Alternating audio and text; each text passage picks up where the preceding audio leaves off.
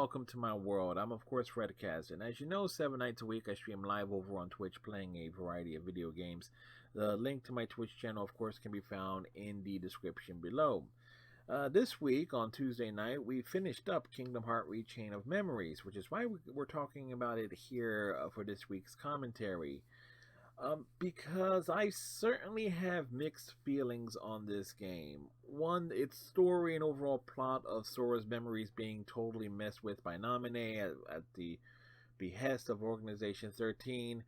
Certainly almost can feel like it was pointless, considering the very end it says Sora says, reset me back to where I was, and if it isn't for a pinky promise that there would be no justification for Naminé to really be involved in Kingdom Hearts 2, but I did play Kingdom Hearts 2 16 years ago.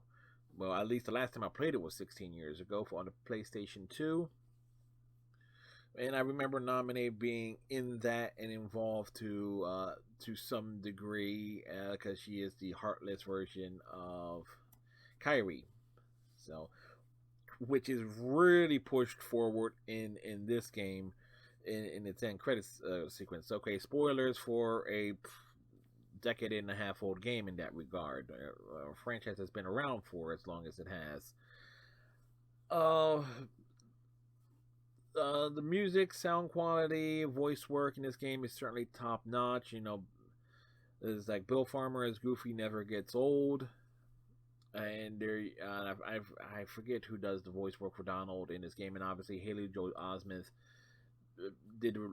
is the voice of Sora and has been for back before his marbles dropped. So it's like all the voice acting, everything is really good.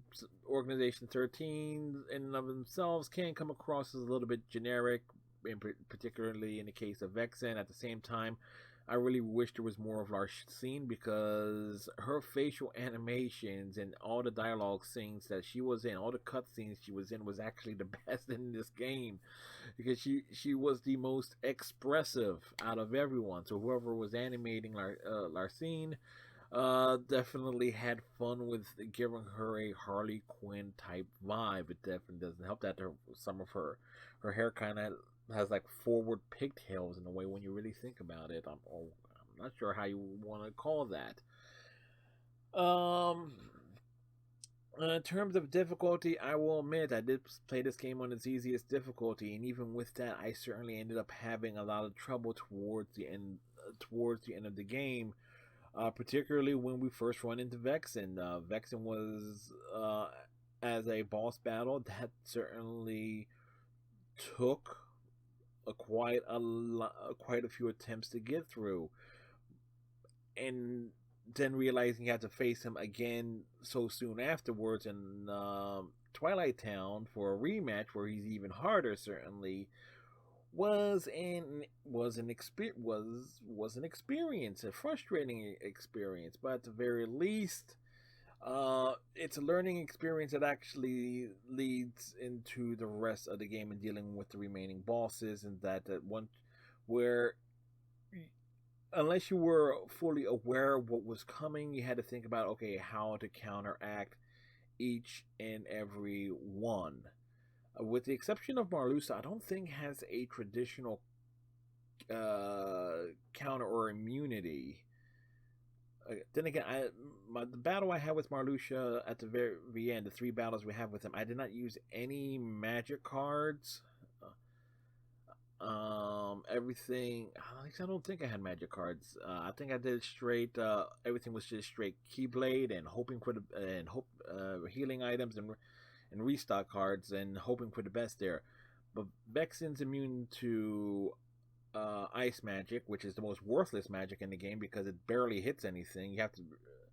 Axel's immune to fire, and Larcene is immune to lightning. So, and I think if memory serves me right, even though it's been a few days since I played it, you can accidentally heal them up if you actually have those items in there, which also in many ways makes Donald almost useless in battles against them, because Donald will randomly cast either healing, lightning, fire or ice magic, and using them in those battles means he could accidentally heal them, which is what it is there.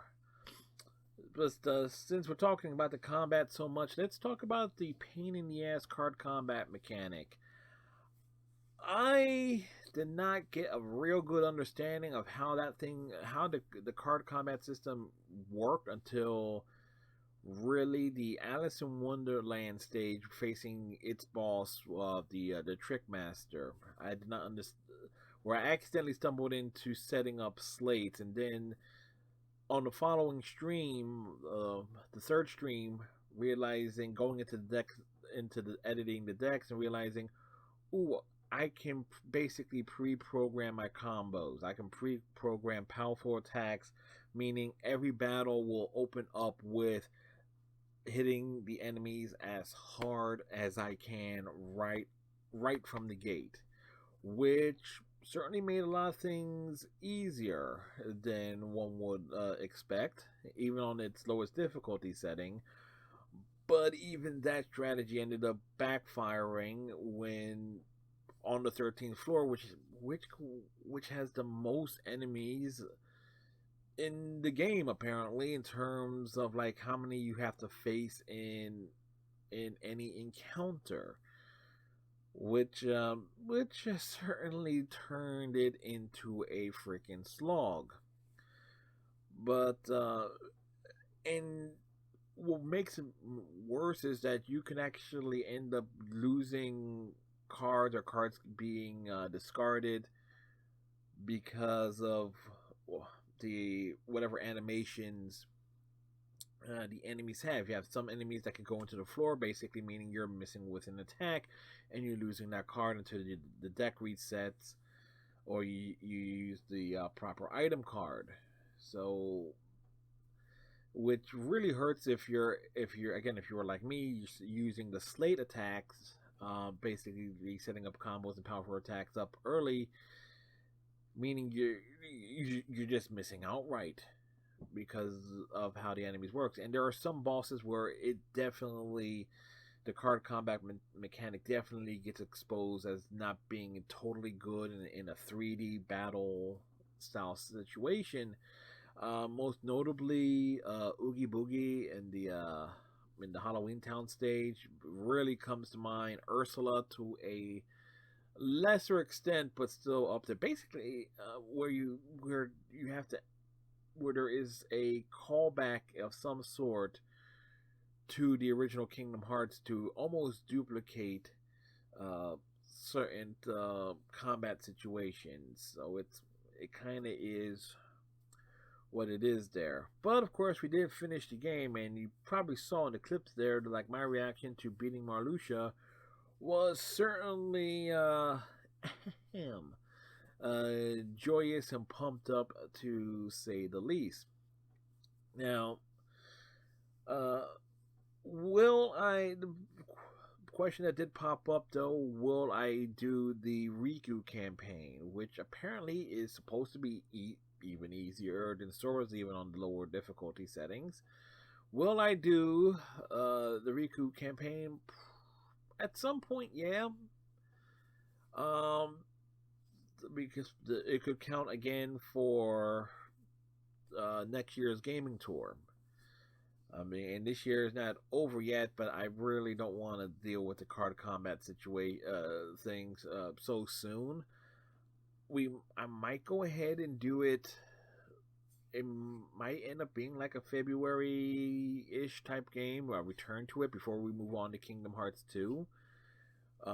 We shall see. Now, it was just like moving on to Kingdom Hearts 2, but what about 358 days over 2? Well, that's kind of been condensed into a movie in the 1.5, 2.5 collection, and I'm more likely am going to do a watch long of that on stream within the next week or so. Hell, even tonight. So that's why I said, follow me over on Twitch. You never know what the hell I'm doing, because I never know what the hell I'm doing most of the time.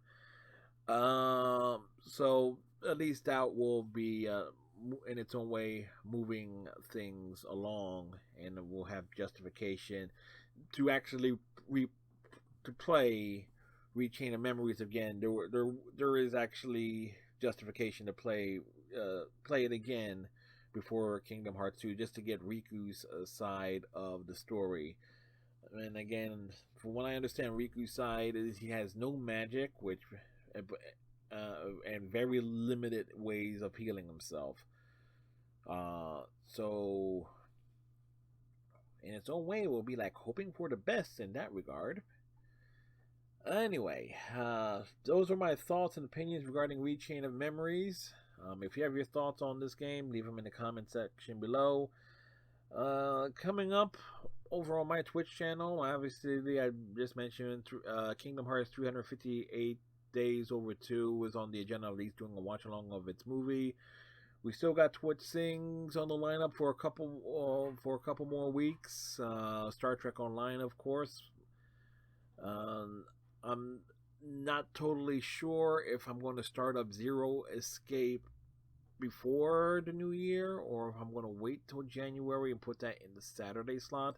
And of course, we got ESPN Major League Baseball with the 2004 Phillies season campaign that we started up and already continued this week. So with all that said, thank you very much. Tighten your friendship bracelets, stay safe, and we'll talk to you next time. Bye.